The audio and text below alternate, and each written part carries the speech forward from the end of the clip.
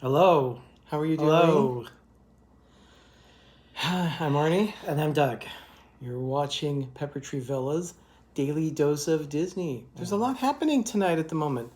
Mike Wheeler. Mike. Hello. Thank you for being here, Mike.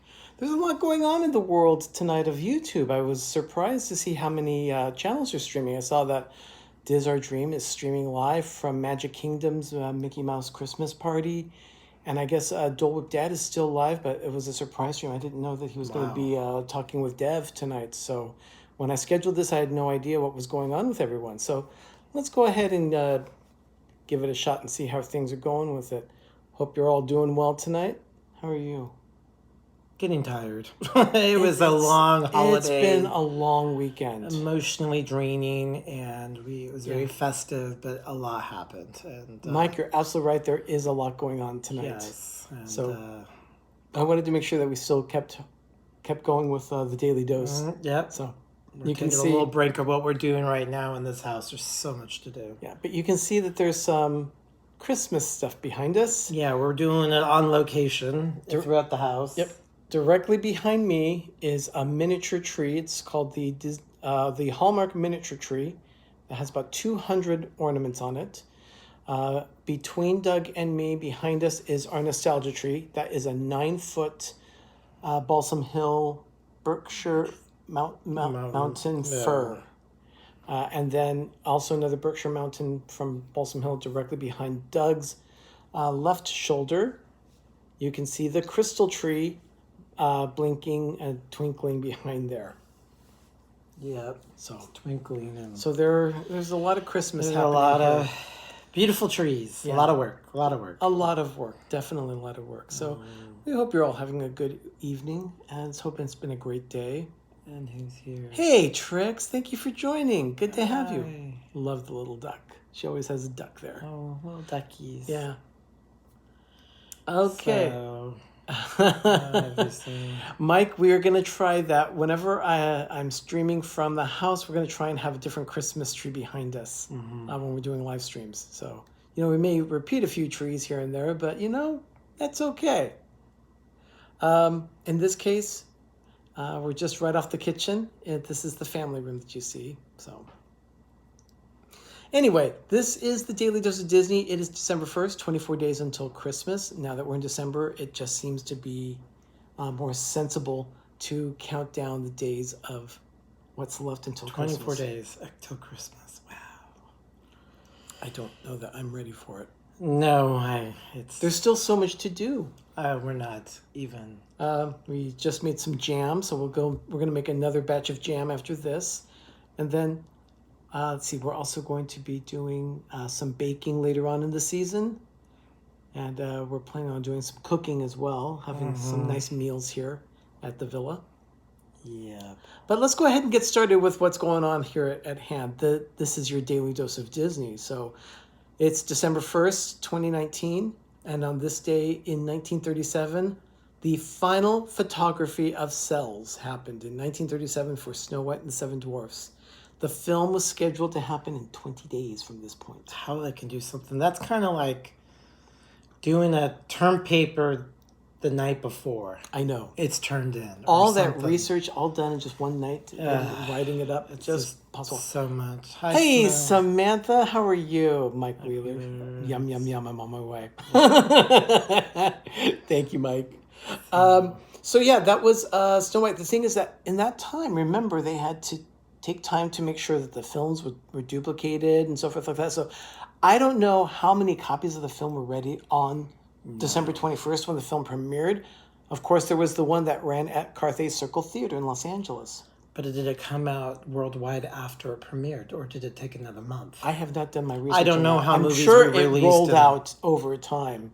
Yeah, I don't think it went nationwide instantaneously. I think it was premiered in 37, even in December, and then I think it dribbled throughout. Even in 1937, that film made millions of dollars. It made like $8 million at the time, something like that. It was a lot of money. I have to do the research adjusted for inflation, but it's crazy. Oh. Ooh. Yeah. Okay, that was a yawn. Yeah, that was a strong crazy. Okay. Okay. Now, 1945, December 1st, 1945, a very familiar actress was born on this day, so we decided to go ahead and mention her. She's a Disney file. She She is. definitely is a big part of the Disney company. Think Hocus Pocus with Winnie Sanderson. Hey, Noah, season's greetings to you. Thank you so Hi. much. Winnie Sanderson was played by, of course, Bette Midler. Bette Midler was born on this day in 1945. Wow. She was born in Honolulu. I didn't know that. I did not know that either. Doing research, you find that kind of stuff out. Wow. Let's see, 1952. Let's go ahead and go forward to 1952. Walt had a brother named Herb. So he didn't have just Roy. No, it was, well, he had Roy, Walt, Herb, and I think Ruth is the dot. He had a sister. A sister, Ruth. He wrote a Christmas letter, annual birthday letter, actually, to her. Her birthday was December 6th, so that's going to be coming up. Yeah.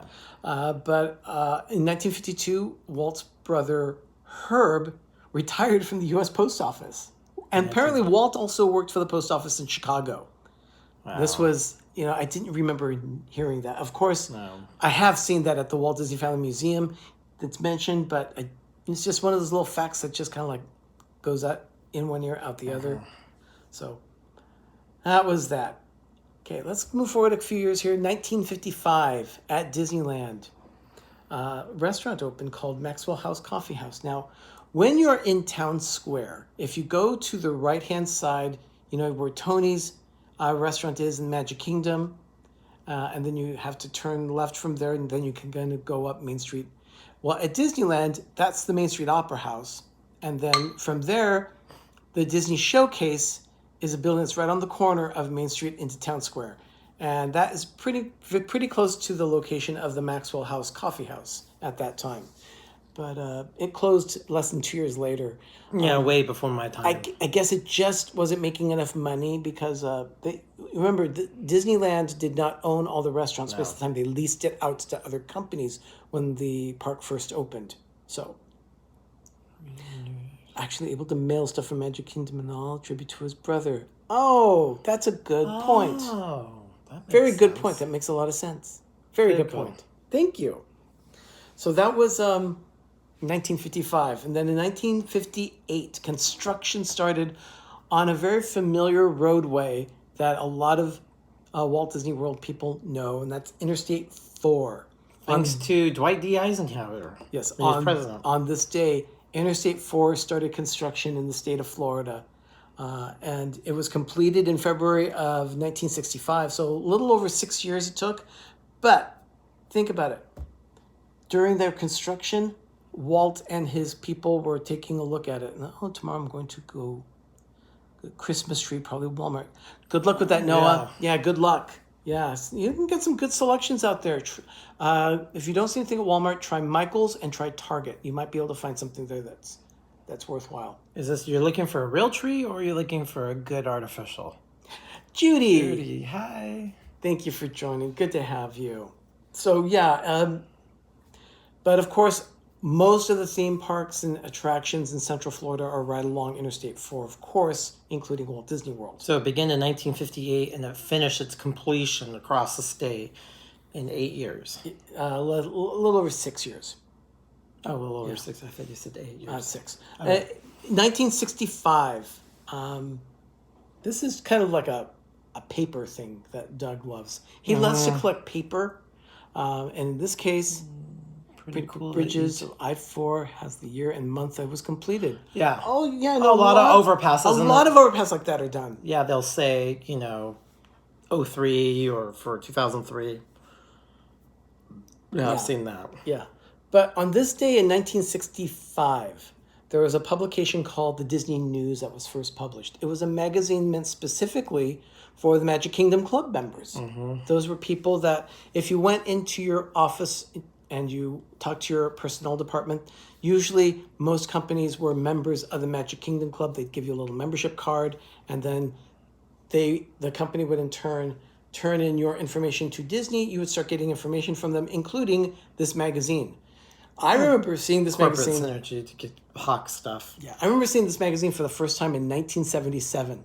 And I know that because that was the year Space Mountain opened. And I remember the publication talking about The most thrilling attraction, Do you still have it? I probably do. The most thrilling attraction in find 22 years. It cost $17 million. That was all on the cover. It was great. I loved that thing. The thing is that it then eventually became the Disney News, Disney News became Disney Magazine in 1994.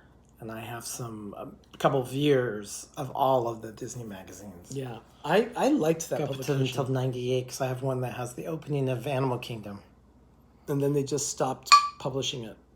So, 1966, we had a movie that premiered in the theaters on this day called Follow Me Boys. I didn't check to see if it's on Disney Plus though, so you might want to. It stars Fred McMurray, and another guy by the name of Kurt Russell. It was his first credited role starring in a film at the Disney Studios. He was a young chap.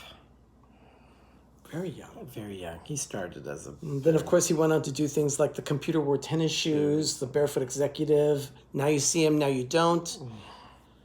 All Disney films from when I was a kid.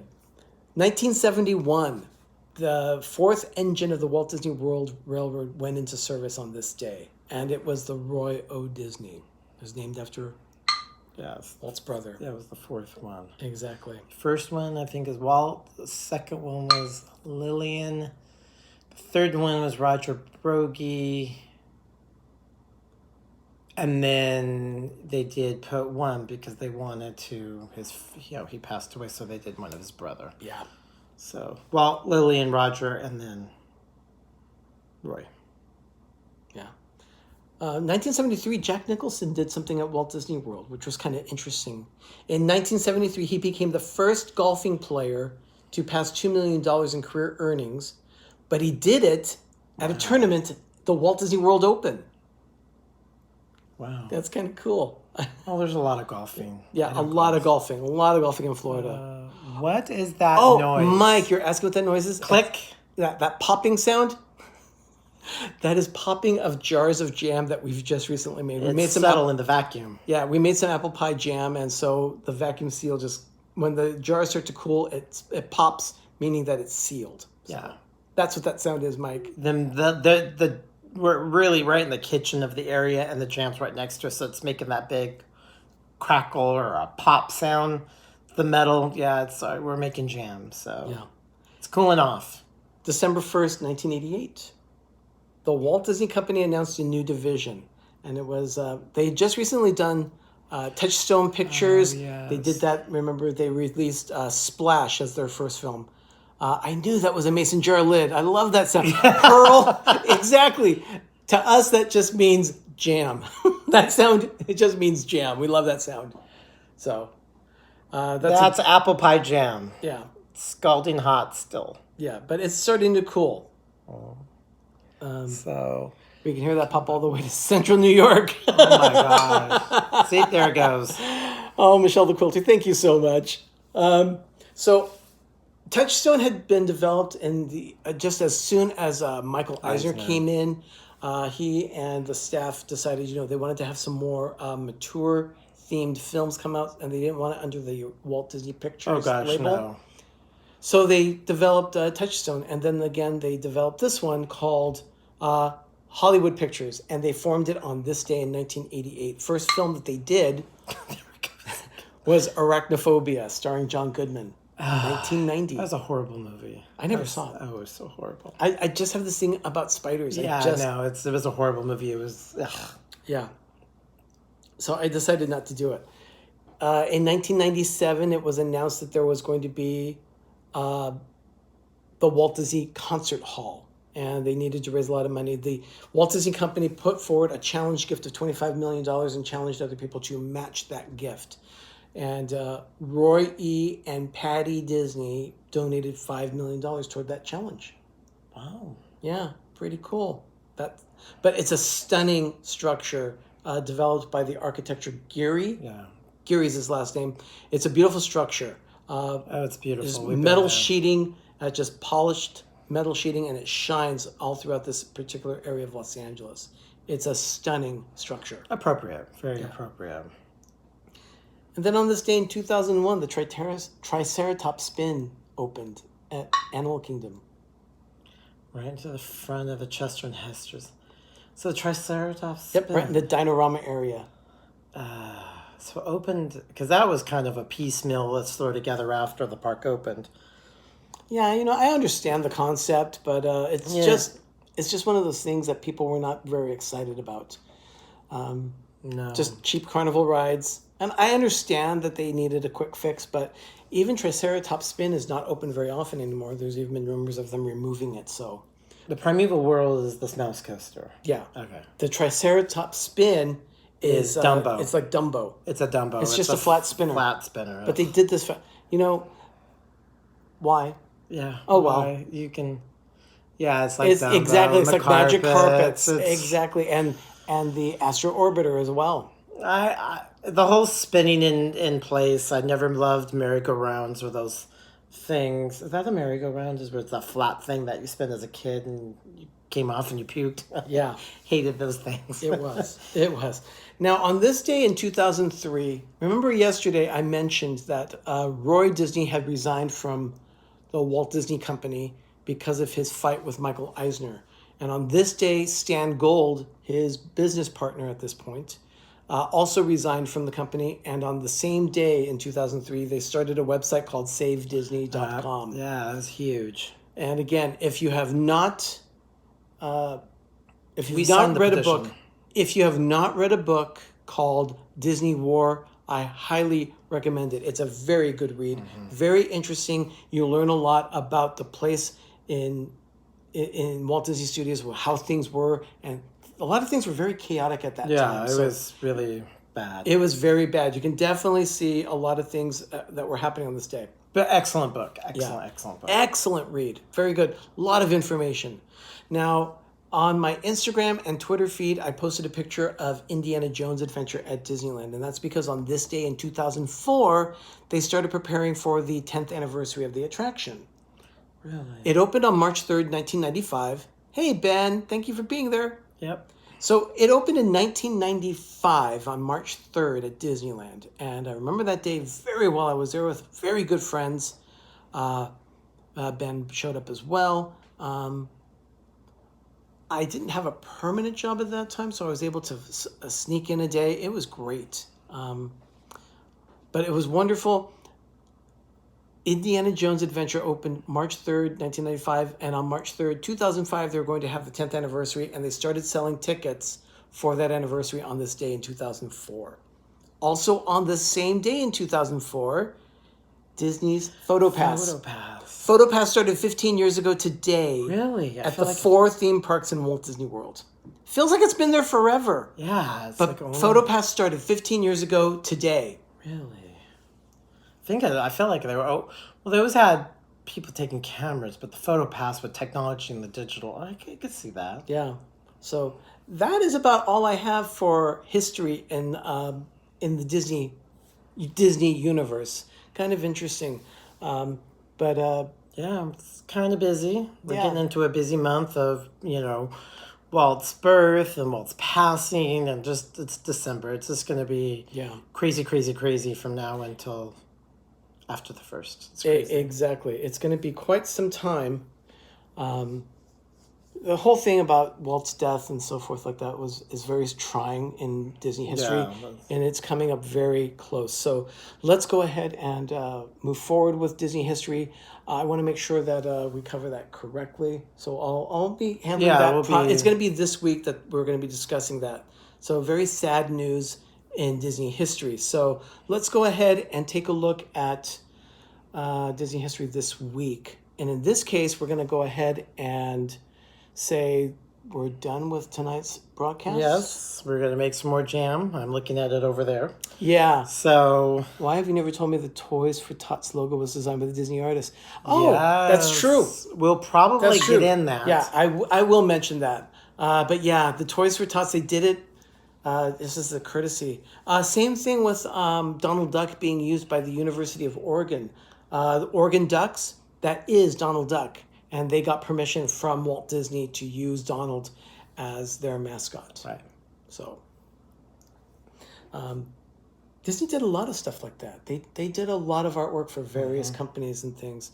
like a lot of things in the war effort as well in the 40s. So that's about it for tonight for the Daily Dose. I'll be back tomorrow with another edition. I'll do that one at 6 p.m. Eastern, 3 p.m. Pacific at my regular break at my office. But everyone, thank you so much for joining us tonight. I'm Arnie. And I'm Doug. And you've been watching the Daily Dose of Disney on Pepper Tree Villa. Everyone, have a magical evening and have a great, big, beautiful tomorrow. I'll see you tomorrow with another edition of the Daily Dose of Disney. Bye now. Bye-bye now.